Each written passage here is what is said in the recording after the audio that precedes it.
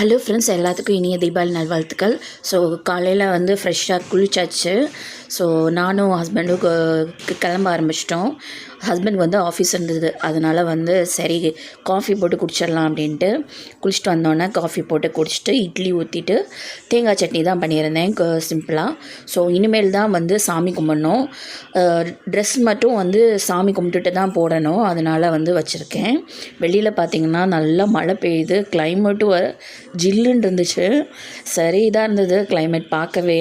கொஞ்ச நேரம் வெளியில் நின்றுருந்தேன். ஸோ பால்கார் வந்துட்டோம் அப்படின்ட்டு கொஞ்ச நேரம் வெளியில் எல்லாத்துட்டையும் பேசிவிட்டு அப்புறம் கோலம்லாம் போட்டிருந்தோம். சிம்பிளாக தான் போட்டிருந்தேன்.